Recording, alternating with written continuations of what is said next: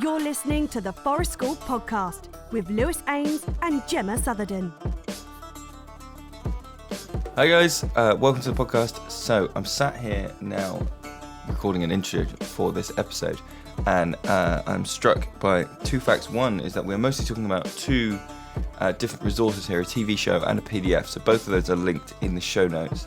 The second one is that I was sat here and I was fully intending to listen to the episode and give some pinpoints about where we talked about different topics, but just before we sat down to record this, well, you're hearing the episode, we just put up some bird feeders and some fat balls, and to be quite honest, this is possibly one of the most disjointed and nature interrupted episodes we've done in a very long time. So just give it a listen. It's all about woodland management, but I'm not really able to say where we talk about different things because we're jumping all over the place, just like the squirrels that are running around us. So hope everybody has a good Christmas, and we will see you all in the new year. Cheers, bye.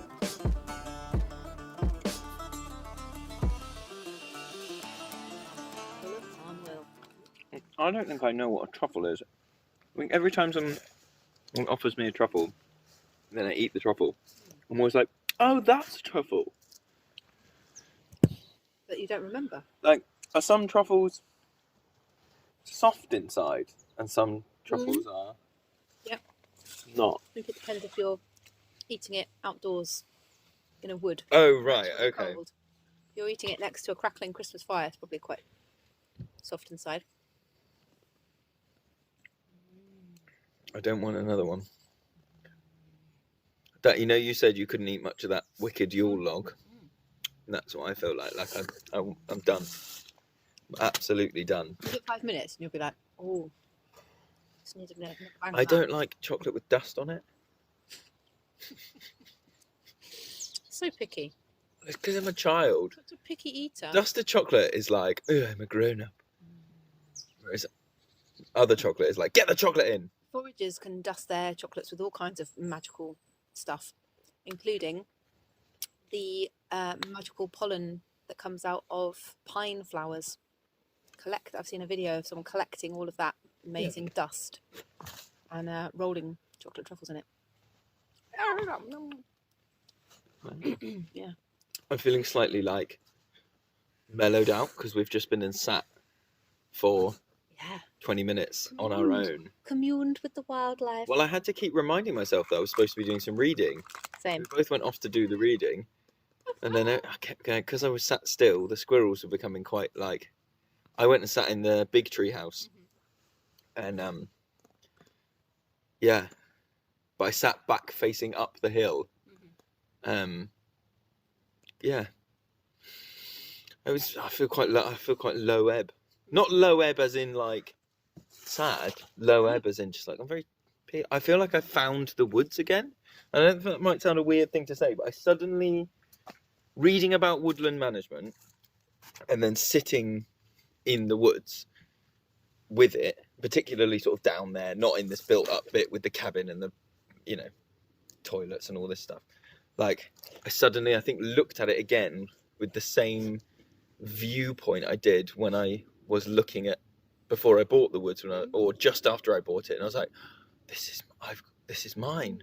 I've got stuff to do here. I've got care to do here, and like, I think maybe I have been having this thought for a while about like, I don't know. Well, I know what you mean, though. I think it, for me, it like ebbs and flows. If you've got like your group at one end, really focusing on like individuals within a group that you might be working with, and then like the woods at the other end, and obviously they are completely enmeshed, especially for groups who've been here for a long time. And if you've been working in that place for a long time and you're quite connected to the land, but then sometimes you're very fixated on like the human world and the human needs, and like, oh, they need paint. I must remember to buy paint or whatever, or I'm cooking. That swing needs fixing. Yeah. Or whatever, and then you can go really the other end and go, right, our actions have caused this, or the woods needs this, the birds need this. Yes, I was trying to think about whether you can. So, we're going to talk about like Winterising for Wildlife and things we're doing and whatever else. But we've been watching The Wild Gardener. Yes. Both of us have been watching it on BBC. Put me onto it. It's on BBC. And put you onto it. Yes. Lovely. And we'll talk more about it. But the bloke in this spends a lot of time sitting in hammocks or sitting out on a little porch out for his wooden cabin and looking at the wildlife and doing all this. And I was trying to get into my head about that. There's a question that's something like, can or do you enjoy a woodland in the same way if there are children there? Whether those children are your own or not is like two questions. So like, can you enjoy a woodland in the same way with your own children? Do you need to be on your own to enjoy it in certain ways? Ooh, that's a good question. Okay, I'm not gonna. Can I say that I definitely think there is something about just being by yourself, and that not being about whether the other person is a child or anything. Okay, yeah. Because for me, anyway, my brain is so taken up with, again, like, what are they thinking? Social stuff. What are they thinking? What are they expecting me to do now? What are we talking about? Oh, I better talk. And that I don't have that much brain space left. But increasingly, my brain is divided between the human world and the natural world. So I'll be walking with somebody who maybe doesn't know, and I'll go, "Oh my god, I seen that bird! I seen that! Oh, it's a caterpillar! Oh, look at this! Oh, listen to that!" But then, if you're in a woodland with children, like the amount of times that kids have pointed stuff out to me, because they are at a different height and their eyes are different, and so they're close to the ground, so they see more mushrooms, or they're halfway up a tree more often, so find that, like, that amazing caterpillar they found the other day, that really neon one. I forgot what that was now, but I think they can, as well as obviously running around and making a lot of noise, they can also be a bridge to the natural world, which is also what they say about dogs being like a bridge to help humans go into the natural world, which is definitely true, I think. That's interesting. Yeah. They hold out their paw, say, "Come with me to the world of animals," which is from Jay Griffith's book, Why Rebel, which is so good. Just read it. Sorry, you want a train? And I derailed that train. No. Podcast over. We've been derailed. Never again. Actually, I was just... sorry. I'm not sorry. No. Cool. Let go of that. Solstice. Is that what you want to let go of? Go of saying sorry for no reason. Take my space. This is my space. And people listening can have mine, which is mine and my wife's, which is like an ongoing project to my wife, to not just go, that's all right. When in situations because there are loads of other things you can say. If it is genuinely all right, then it is all right. What if someone like does something to you? Yeah, if someone does it, or someone someone who's like, I don't know, I can't think of a good example now, but situations where, like, say someone else walks into you and you say sorry, or like, and you want to be like, "Oh, that's all right," out of like nicety of like, that's not, and just you just be like, "Oh, okay," or like, "Oh, thank you," or like, trying, because it's sometimes a slippery slope to permissive behaviour, I think. Anyway, that's by the by. What I was going to talk about was like appreciating woodland and woodland management. And so this thing on BBC, the Wild Gardener, and he's there on his own lots, and he has this, like, it's very nature connection. It's very talking about his childhood. So what I picked up on was that he's talking a lot about his childhood, and the VT, the like video that they put alongside it, is of a single child walking along, and he, when he's talking about it, doesn't mention any other children. So I'm inferring that he was on his own. And then he talks about now he's an adult and he goes here on his own and he's peaceful and he watches the wildlife and he does all these things. And like, I'm just trying to work, there's questions in my head about like how being with other people changes your nature connection, and whether as forest school leaders, whether we spend enough time independently in our woods. What There's are a you wren in the smirking at? shelter. Oh, There's a there's a little wren. wren running along the coat hooks. Ah, sorry. Yes, whether we spend enough time there. So And whether that- like yeah. part of our reflective practice is like, I need to go here on my own for half an hour. Or I need to, even if you're with other people are there, to be like, oh, okay, just before we do some woodland management, I need to go sit and Well, not that's be why it's working, good. It's not being- topical, right? It's topical. Right. This edition of the podcast, because what we talk about, like, you know, most people are going to have some kind of a break over the Christmas period. I know some people are running holiday clubs or whatnot, but it could offer a potential time to go into your site by yourself or with a couple of other people to do some woodland management, or just to be and just to notice and observe and take some time out, and see if you need to like review any woodland management plans or any kind of impact assessments need redoing. Have a look at like compaction of the soil and things like that. Yeah, I was reading, I think I've talked about this. I was saying something the other day about like, summer is when you put in your management, and winter is when you see its impact. But also like that change of like having no foliage or less foliage changes your views on things. You see, so we've also been reading. What do you have the document name? It's like, Yes, do you I want to will give get it it. its official title? Well, and also I feel quite cheeky because I'm going to tell everyone that you can find it for free on the internet, but you can also find it for sale on the internet. But it is as a PDF, and it's called Managing Your Woodland for Wildlife, and it's actually published through woodlands.co.uk, Oh right. commissioned by. So it's by David Blakesley and Peter Buckley, but it was commissioned by woodlands.co.uk, and sponsored by them. So that's what it is.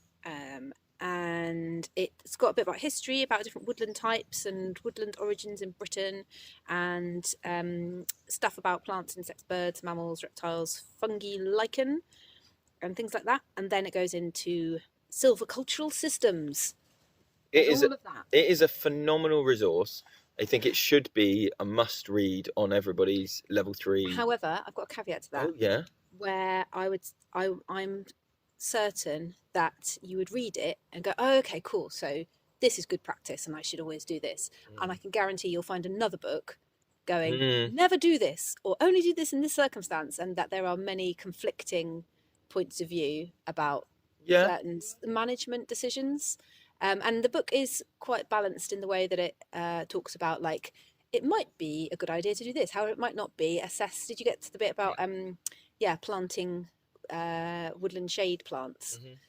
And so it talks. So it's a really good, like, if you have a woodland that you are using for your forest school, it kind of holds your hand and walks you through. Yeah, that's a like good way to looking at it and going, okay, what's already here?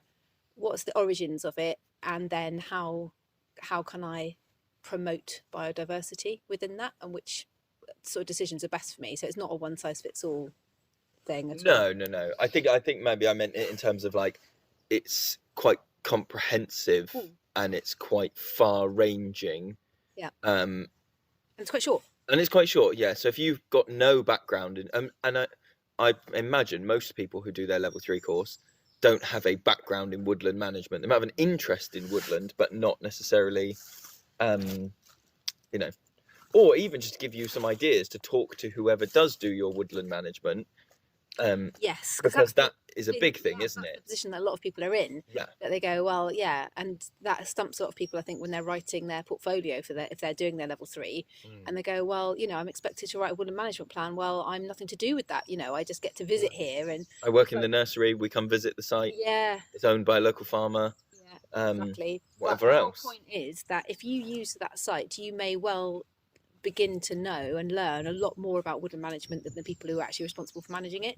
So in whatever way you can to influence any decisions that are made, and input into that, and writing your woodland management plans as if you are responsible, could be a huge difference for the wildlife that use that site. So and so I have been, it sounds very grandiose to say I've been managing this woodland now for nearly 6 years.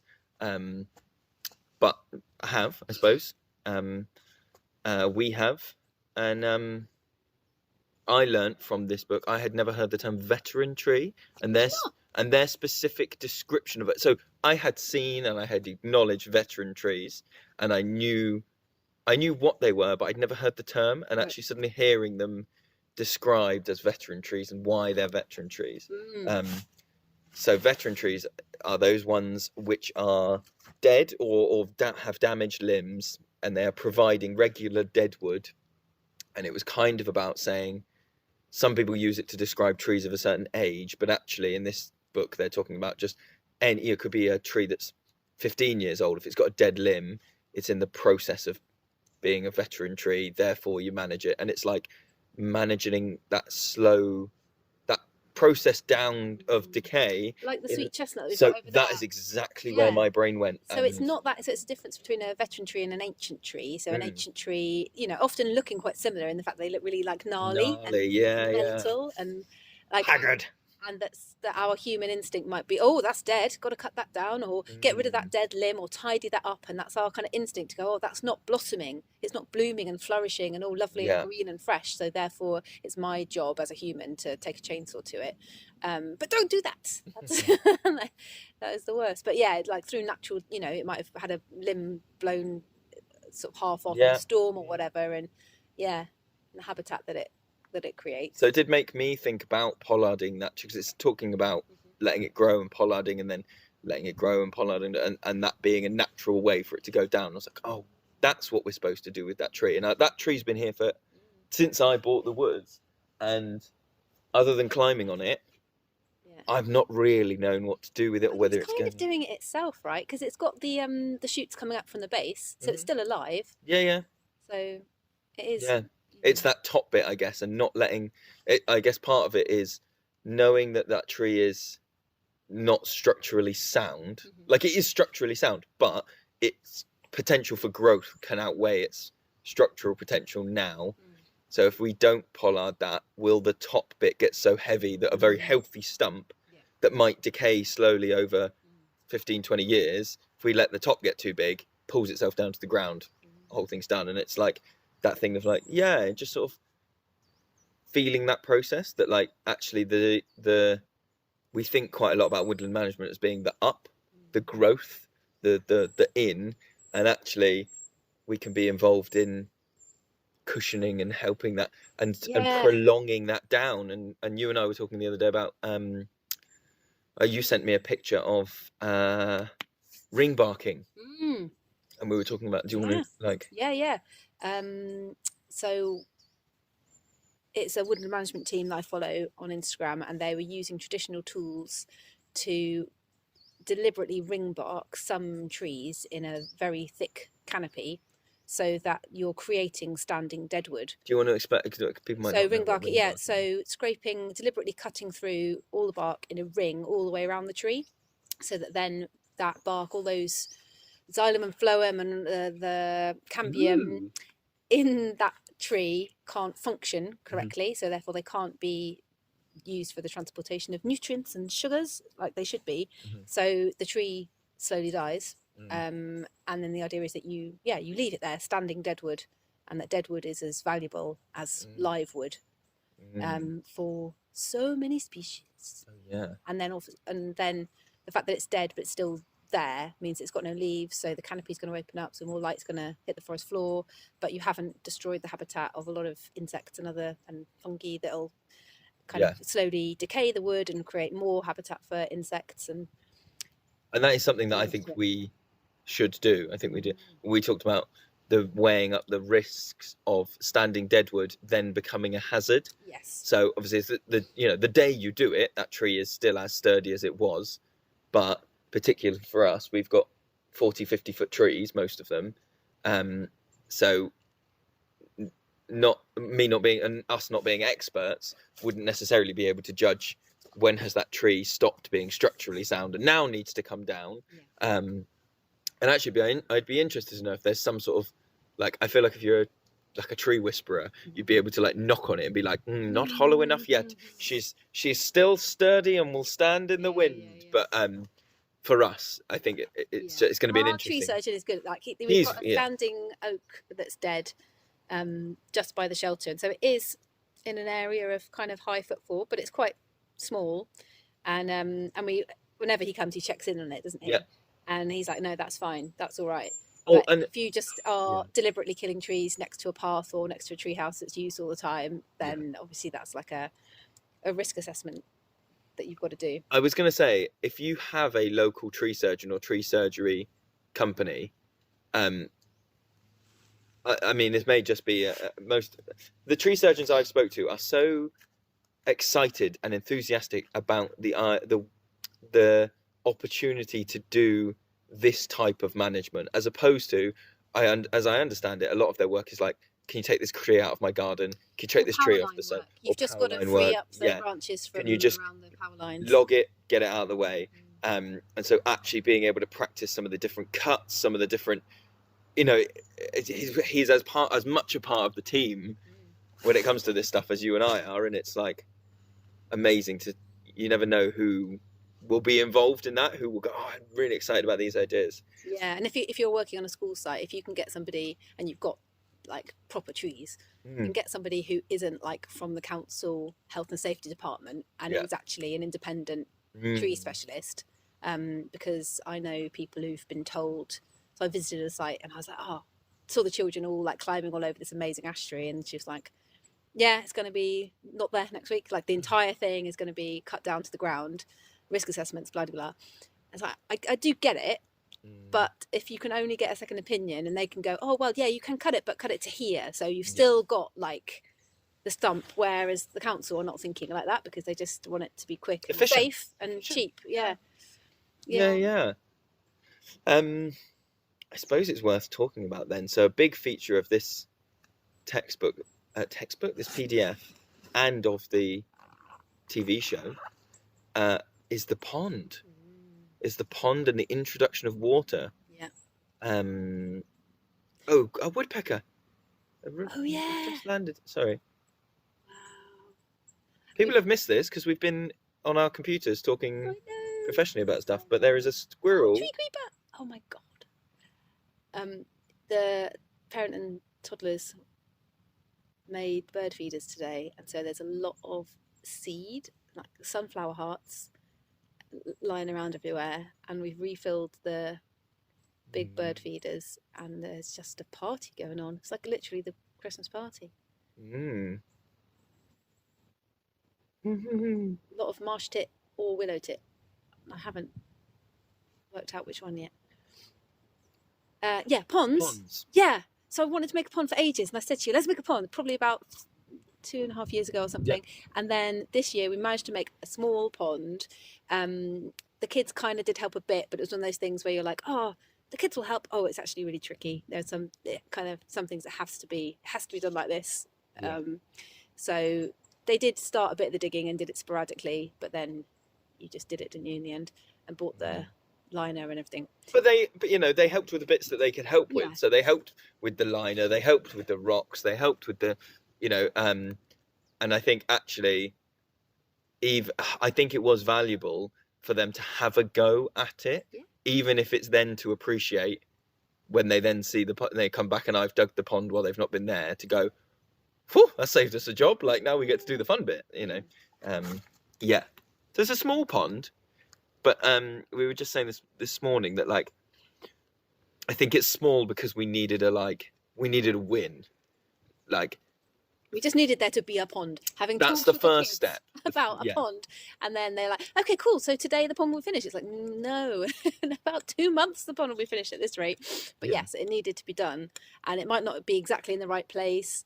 Or the right size and the right depth and all that kind of thing, but it is there, and it is at the very least a watering hole for various mammals and birds. But we had a sad time where there was obviously not much rain for a while, and we had a drowned mouse and a drowned wren in like saucepans that have collected water from the mud kitchen, and it's like, so desperate. No, that's not good. Yeah, there needs to be permanent open water. And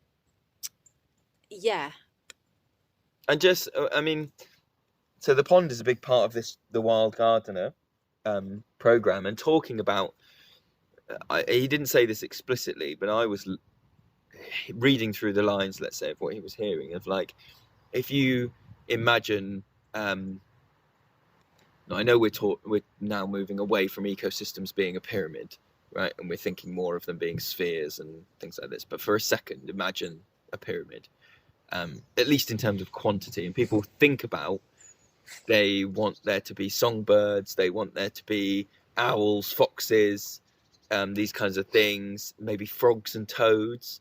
And actually thinking about, okay, so what are the needs of those animals? Okay, it's food, predominantly food sources and habitats.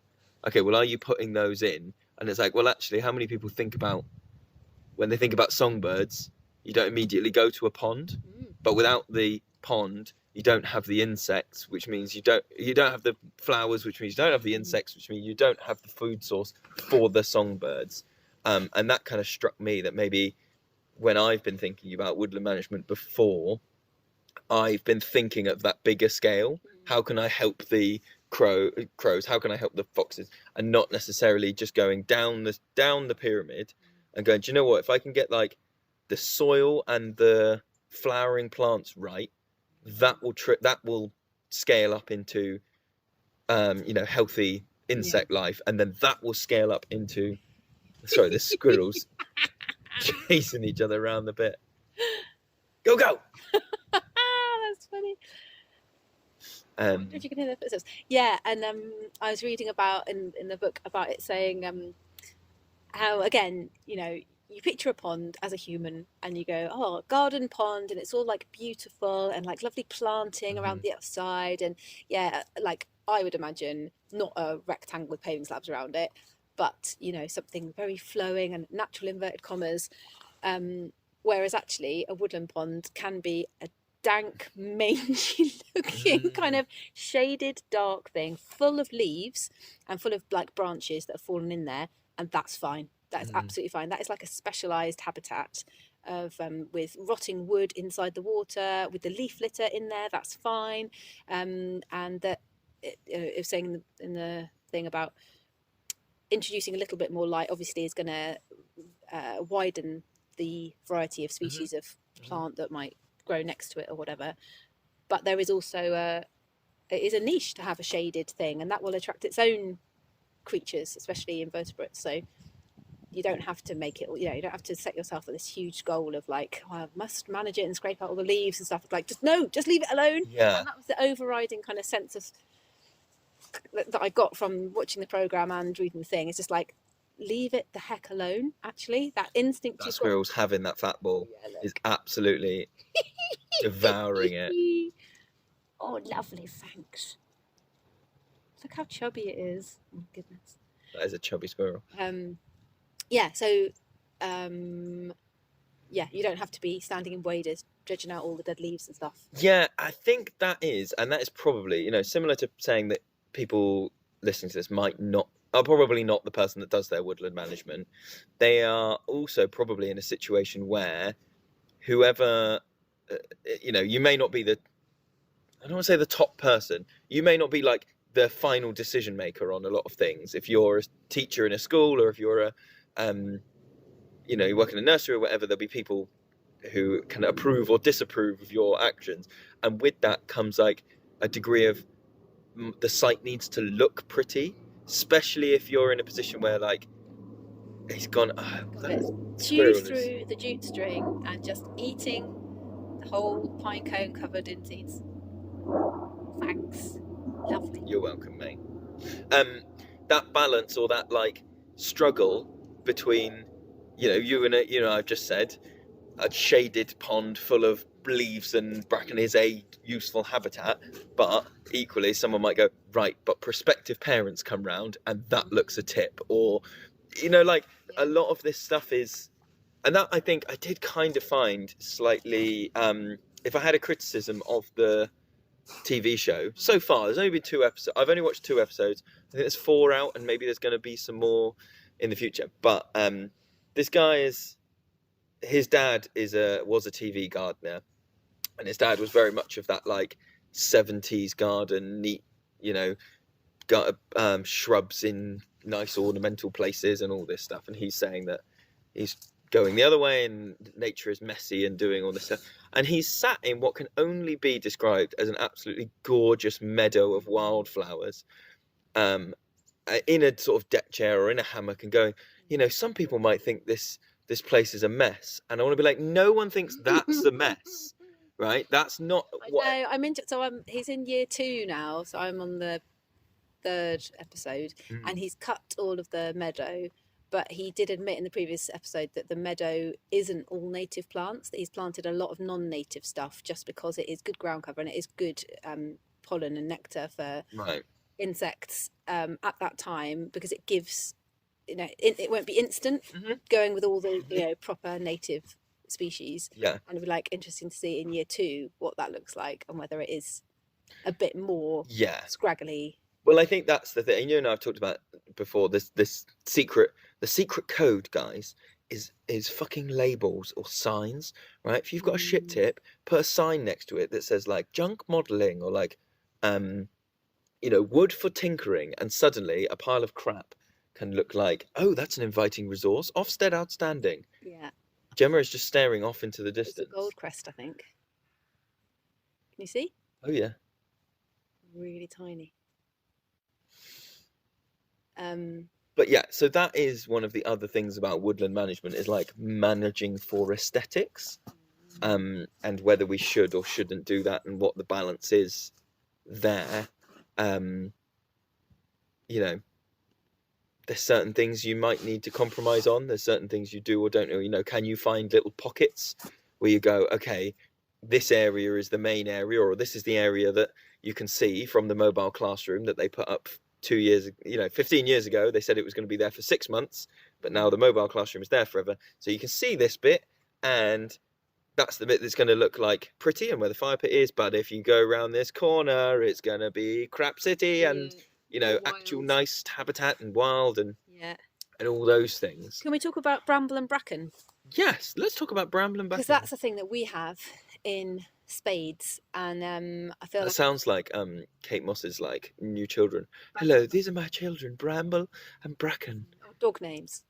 Oh yeah, could that be? What dogs are Bramble and Bracken? What breed? The brown ones. With the brown eyes. With tails. Yeah. Oh yeah, 4 legs, most of them. You know the ears. Yeah, they've got ears, haven't they? They're just ears. Oh yeah. On the sides. Yeah. That's the one. Hectic, quite hectic. Just quite hectic the whole time. So you can say both of these things are true. You can say really invasive, really just get flipping everywhere, like brambles, spread by all of the creatures that eat the berries and poop out the seeds, and so they can get blinking everywhere. And domineering. Yeah, shade out everything else. So stop any other kind of more interesting, rarer woodland plants, native herbs. Same with bracken, like it's got a rhizome that goes under the ground. Stores like a shit ton of carbs, so that even when you cut the top off, it's like, that's my plan, right? Is basically if anybody tried to cut my top off, I've got so many carbs in the middle. I'm coming back, fuckers. You'll be fine. Bracken harbouring ticks from deer, which is going to give all your groups Lyme's disease. That is, all of those things are true. Also true, amazing ground cover, jam, amazing food sources, amazing nectar sources. Like I was just reading bramble supporting 61 species of moth alone, which need that bramble in its life cycle. Hiding places, habitat for loads of ground-dwelling mammals and wrens and robins and other rarer songbirds. A life lesson about scratchy things. A chance for forest school leaders to be a pedant about, actually, you haven't been stung, you've been scratched, because they're not stinging nettles, they're brambles. Please don't call them stinging nettles. This is true. Natural fire lighting, bracken, amazing. Learning about like how if you pick it in the wrong way, it's like a cheese wire and it's going to really, really cut your hand, So weigh up those two true points of view. And so what we're doing this year is, we've always the other thing is, to say, is about deer browsing. So you can tell if you've got deer, obviously by the poop, but if your brambles aren't out of control, then you've got deer browsing on them. And ours are not too, like, they're everywhere, but they're not very high. You know, sometimes you see in, like, again, I went to another forest school site on a school site, but it was a fenced off bit of the main school field, and it hadn't been sort of used for quite a few years, and the brambles there were taller than me, just huge, it can go, thick, can't it? like, you know, and none of our stuff is like that. It's all just sort of, you know, the highest. I just assumed that was to do with us not having a structure for it to go on. Like, whenever I've seen really tall brambles, it's always been against a wire, you know, there's a wire fence in there somewhere, or there's a car in there somewhere, like the dead hedging over there where it's kind of there's a bit like ivy. Like, I don't really think about brambles like reaching that high on their own, and like almost make their own structure, you know, the really, really fat uncut kind of because now I have a memory of Oren coming to a Southwest FSA thing, and he was advocating for bramble whistles or bramble flutes. So he had found bramble that was 2 inches, you know, 1 inch, 2 inches across, and he was saying, look, if you just kind of sned it, then actually this is an incredible wood and we should be using it. And he was advocating for this kind of like, let it get a bit bigger, because you can, or at least when you bash it, don't just bash it and take it out and burn it. Like, you know, there is a craft to be had. Woven bramble baskets, they're lovely. You know. Yeah, but we're going for both. In an area, so we found the sunniest bit of forest where some trees have fallen down, they've come to the end of their life and just gone. And so we planted some hazel up the hill, and then bramble bashed down the hill. And we did that last year, and bluebells came up in the spring, which is amazing. Just there the whole time, but just got completely shaded out by the brambles. And so hoping if we keep doing it over a few years, then a bit more of variety will come down there. I'm hopeful. And then there's there's a debate about whether you introduce obviously native plants or not, and that was another interesting thing. And again, well put in the book to go, well, like, look at your site, and if it is ancient woodland, then don't flipping plant anything, even it's probably under the ground anyway. And it will, exactly. And then there's a bit about, well, you know, if yours is a bit newer but you've got ancient woodland nearby, have a look at what's already in the ancient woodland nearby, and that's what you should be planting, and preferably like collecting some seeds respectfully, and like, which he does in the programme. In the Wild Gardener, he goes off to different sites and collects them. Yellow rattle. And also collects oaks. Oh no, wych elm, is it? He goes to like a big, yes, it is wych elm, because he talks about Dutch elm disease. So there's like a big wych elm that lives near him, and he's saying, you know, he saw it as a boy and he absolutely loves it. And it's like one of the few that survived Dutch elm. So he's there harvesting the seeds from this wych elm. I think it's called wych elm. Or is it just an elm tree? No, because I remember getting a bit. Anyway. So he's getting those, and from an oak tree that he played in as a boy, he goes and gets some of those acorns and puts them in. And he's really feeling that thing of, you know, you and I have been doing bits of woodland management with the kids recently, of like planting trees, and actually realizing through doing a bit of work with the children's forest, that power of imagining forward, that like but with a focus, you know, like sort of, it's half, we've been done some stuff that's like half guided medication.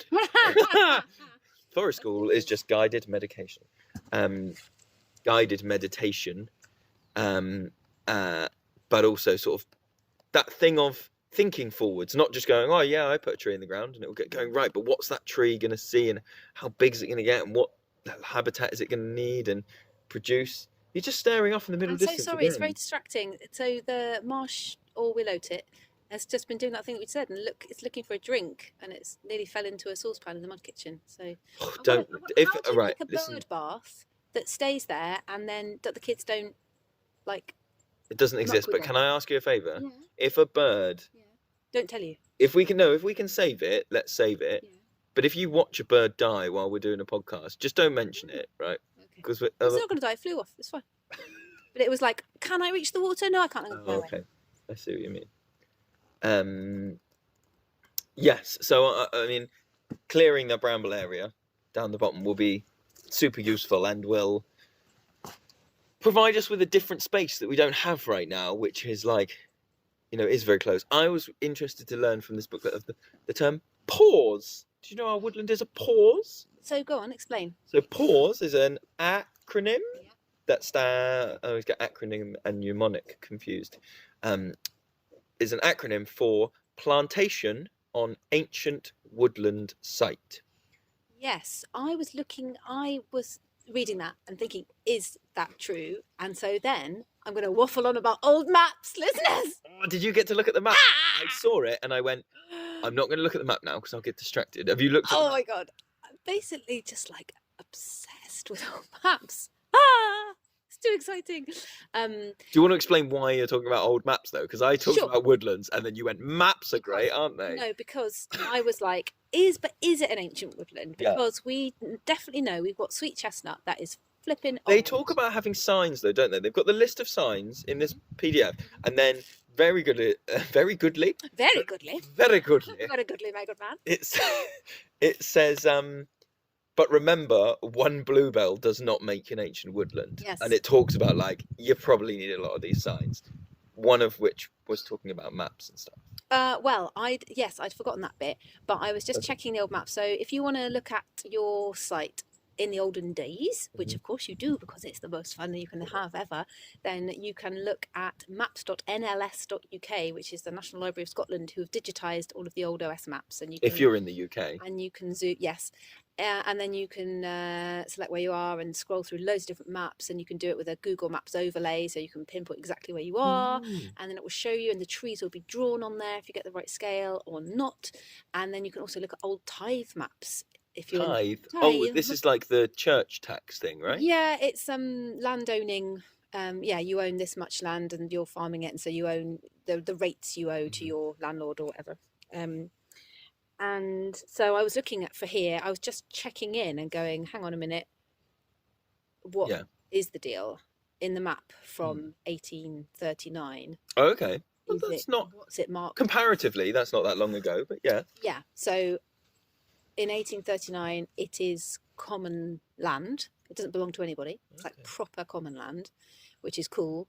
And then on a 1906 map, half of our woodland, your woodland, is marked as marshy moorland. So it's called Gaddon Down. Yes. So I thought that was that field down there. No, that's Gaddon Down Plantation. Okay. So that's the original plantation, which... So the plantation has gone up the hill and then Yes. spread across to us. Yes. It was in that field as well. So more of that field was also... Yes, I know it was that, yeah. But then the other half is mixed forest in 1906. So down there. So it's hard to know whether it is definitely ancient, but we definitely know that we've got some old sweet chestnut. So it might, even at the least interesting, it would have been like pasture / heathy / area with a few very old sweet chestnuts which had been coppiced intentionally over a long period of time. So we've got some interesting trees, even if it isn't. Yes. Do you remember how old the stumps are on the chestnut? Because I add hundreds of years every time. We measured some lichen, me and a child, and I think the lichen indicated that that particular Stem? Trunk? Yes, stem. What would you call it if it's all coming out of a stool? One of the, massive It was like- stool yeah. limb. Yeah, I guess one of the It's not a shoots limb, but yeah. was like 250, and so we looked at that and then looked at the size of the stool and made a guess about the stool probably being 300, but hard to know, very hard to age, because they're going to be older than your average, but they don't look as old, because you get like a really old sweet chestnut and the bark goes all twisty all the way around, and ours don't do that because each actual stalk is much younger, but the stools are massive, and there's lots of stools that have that's been another completely thing. cut down, aren't there? That's down another there? thing we were They're talking about. massive. Yeah, there's some massive ones down there. But we were talking about you know, getting it, that thing of looking at, you know, there's some of these stools have got 8, 9 trunks, and going, actually, maybe is it right for us to take 1 or 2 so that the tree can keep growing, and that just, I mean, that's part of the thing here, isn't it? At least for me, is like when I think about 250 years of growth and me and a chainsaw for half an hour, and I can't, and I feel such a, I don't know, it's just an odd relationship, isn't it, to have that power over another thing that lives so much longer than you. And so maybe that is also a part of the hesitancy which lets woodlands grow into a state where they're not safe, and that's maybe where just not like varied. So in the book it talks about like having a really mixed, like obviously if it's ancient woodland, that's fine. But if it's pause. So what is that? It's plantation on an ancient woodland site. So then you've got like the potential for that plantation to just grow, and for most of your trees to be like the same age, same height, same girth, everything's just the same. Because that's the efficient way to do plantation, is to go, all these will grow, then we'll cut them all at the same time, then we'll grow them all at the same time, blah, blah, blah. But that doesn't make for good habitats or particularly good biodiversity. And I like the way it said in the book that obviously if you've got like a massive woodland and you were sensitively managing it for wildlife instead of for timber production, then through natural occurrences you would end up in a mixed canopy situation, because storms would hit a bit of it, or a particular disease would affect this swathe of trees or whatever. But if you've just got a small woodland, which I'm sure most people listening to this are, you know, it's the case, then you have to take more of an active role in creating like the extraction, a more diverse. Oh, so I was reading the bit that was saying that, like, in terms of timber production, the extraction is 1,000 times harder, because you're not going clear cut, lift it all out. It's like that tree, it's down the bottom of the hill. Like we've got so much more biodiversity in terms of deadwood at the bottom of the hill than the top, because I cannot be asked to bring all that. We've got loads up here now, and that is a thing that's happened in the last couple of years, and again through just occurrences. You know, the reason we've got loads of piles of brash and like dead hedges and timber piles is through trees dying and needing their top chopped off, or storms happening and there being a lot of branches up here. And that's really good, and you can literally see the effect of it, can't you? And robins and wrens literally land on the dead hedges and hop around in them, and they didn't used to be there. And I'm sure, because we've had bird feeders. That's what I was going to say. Yeah. So we did bird feeders, and we're like, okay, we're going to make the decision, because again, that's a controversial thing. Some people say don't feed wild birds. You know, you're artificially propping up a population that wouldn't otherwise exist, and you're not helping them to be resilient, and you might be feeding the wrong food and all the rest of it. We've gone down the route of going, no, we are going to support them because of farming practices and everything around here. We're in a rural area, but farming practices at the moment for a lot of species are not really helping them out, so we're going to proactively help them out. Try and balance the scales. Yeah, but when we first put them up, and we did put them up down the hill because we thought they would be more popular because it's quieter down the hill, and then we could go and sit. It's away from the centre, isn't it? It's away from the hub. Camp. And they just never got used. They were just full the whole time. Didn't even get broken into by squirrels or crows or anything. And then I reckon they've been up for about a year now, and we moved them to main camp, and now they're just they are one of them is hanging over the benches in our parachute, and there's just nuthatches hanging upside down on them all the time. All the time. It's and it's been, I've found it, there's a squirrel on top of the shelter. I've found it a much more valuable experience for the group. You know, I thought being further away, and then that teaches them a bit of a, like, you know, the wildlife needs a bit of space, and like if we want to go and watch, we've got to go down and be respectful and do all this stuff. But actually, they've got so much more out of them being right here. And maybe because the squirrels also like coming in after a toddler group and going, oh, lovely, all the crumbs, and everybody's dropped everything. What's this, flapjack? I'll have this, and you know. But I think it's definitely helped. Like and again, sit spots is something that we've tried to do with children, you know, since word go. It's like, right, we're going to take this mat and go off and find a place by yourself and just like be. And try to sell it through different ways. Sometimes hippy dippy, sometimes like, right, we're going to do this, guys, just listen. Listen, or go and watch, or go and just think about something. think about the state of your life. I feel like I'm 7. I feel like we did. Yeah, but what have you achieved? Mozart was on tour by now. Okay, stay on track. But yes, we did sit spots. So I really want to try again. So we did it this week, and it bloody worked. But I wonder if that is because they already feel like it's not so abstract to them, the concept of, there are birds that live here. Well, they know, they can see them, and they can see the different types, and they're amazed by it. And we've got one child in particular who's really, really into the birds, and she often goes off by herself. I don't know if she's talked to you about this, but she goes off by herself. She'll be in the middle of a game with somebody, a role play game, and then she'll just sort of go, and then the people that she was playing with go to me, have you seen so and so? And I'm like, no. How long is it? Immediately like, how long is it? Was she upset when you last saw her? What happened? And you always find she comes back and she's like, I just saw the birds and they sang me a song, and then I sang to them and it made them come closer. And she's just got this amazing relationship with the birds and her singing to them and them singing to her. And I wonder if that started when we put the bird feeders up here, where it's just such a less abstract idea for children to grasp, because they've been able to see them up close.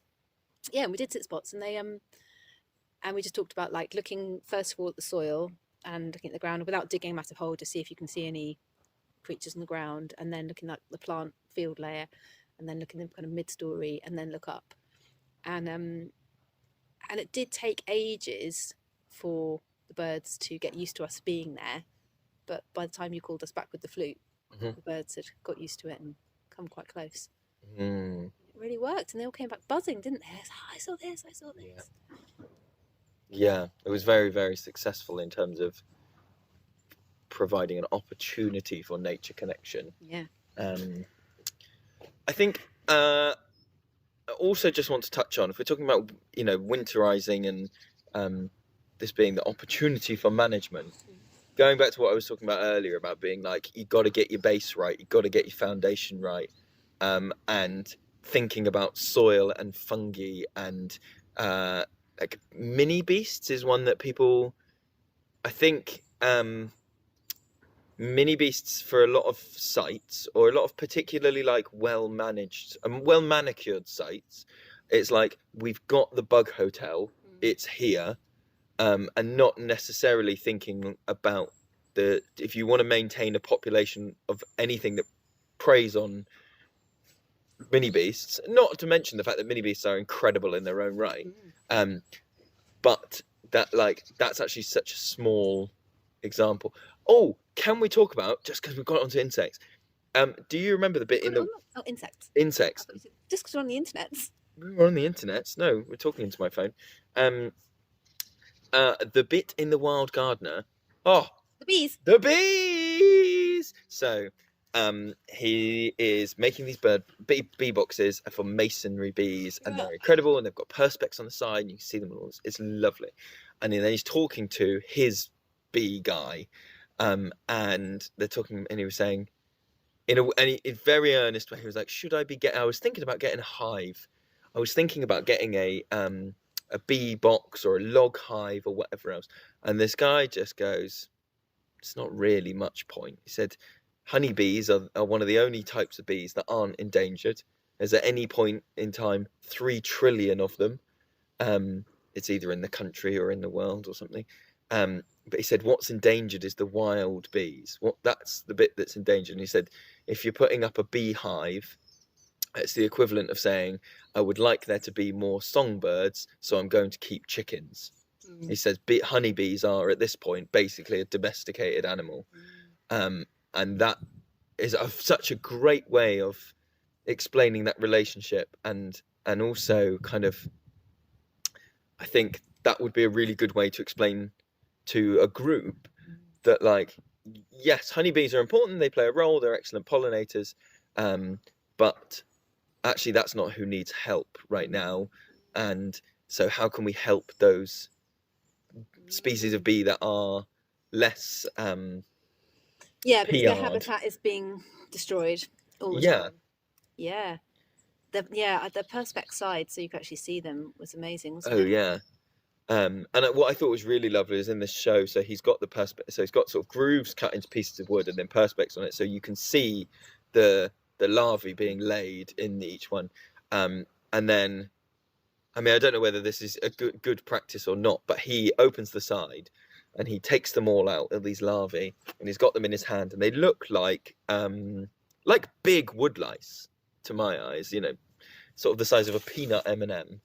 And then he gets them all out and he leaves them on like a table and lets the sun sort of hit them and warm them up, and that then wakes, so all these bees wake up at the same time and come out of their cocoons. And I just thought, oh, what a great thing that could be to do with a group, to go, right, look, they're all asleep, but they're going to slowly wake up this morning. Amazing. And that's so much more exciting and more accessible, I think. And he was saying that the males don't sting, and just they're, you know. I went for a walk in the spring near me, and there's so it's woodland, and it had all been clear cut a few years ago, and they'd made new paths, and you see that like destruction, and you go, oh God, this is just hell. And then over time you get used to it, and then the wildlife gets used to it, and this path, this track that have been created is on a south facing hill. Oh wow. I think it's south facing, hang on, ish. Yeah. And then and it's very sandy because the hill I live on used to be underwater, so there's sea fossils in the ground, even though it's a really high hill. Yep. And there's sand, and it's like there's a bit which is properly like a beach, and the kids sit on it and play in the sand.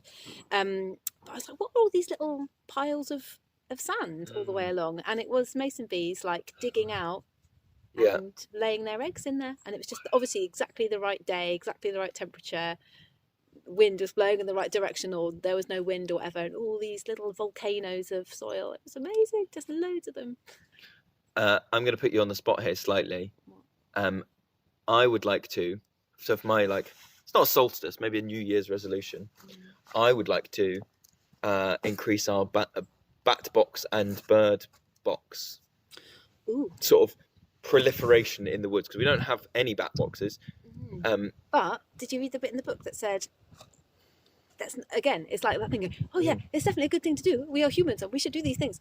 But in the book it's like, well, it's not always great to put up nest boxes, which I'd never thought about before. And it said, look at your site, and if you've already got quite a lot of trees with holes in, with cracks in, all this kind of stuff, then you probably don't need any bird boxes or bat boxes. It's unnecessary. And by putting too many bird boxes in, then you are artificially inflating the population of blue tits and other hole-dwelling birds, hole-nesting birds, which means that they will outcompete the rarer birds that would naturally also, you know, live in the kind of more natural environment. Like, oh, didn't think of that. So it's a bit of a survey before we do. But it said in a young woodland, absolutely put nest boxes in, because the trees aren't old enough to have all those like gnarly bits that make habitat. We will have over there. So we've got 3 artificially done, 4 artificially done, and 1 naturally done. Conneted trees. Coronet cut, which is where they make it janky on purpose. They make it janky to replicate like a wind snap. And also, as Ben, our lovely tree surgeon, has come down the tree, he's like gashed into it and cut chunks out. Not big chunks, but like, you know, to provide basically a vertical habitat for all these things. I would love to be able to do a survey on those trees as we go through the year or the years to see when they're supporting different things. Yeah, and presumably fungi is going to move into those cut gashes as well. It's going to allow a lot of stuff to go in there. Lovely jubbly. Yeah. I'm getting cold. Me too. Okay. Lovely. Happy Christmas. Bye. Applications for forest school training are now open at childrenoftheforest.com.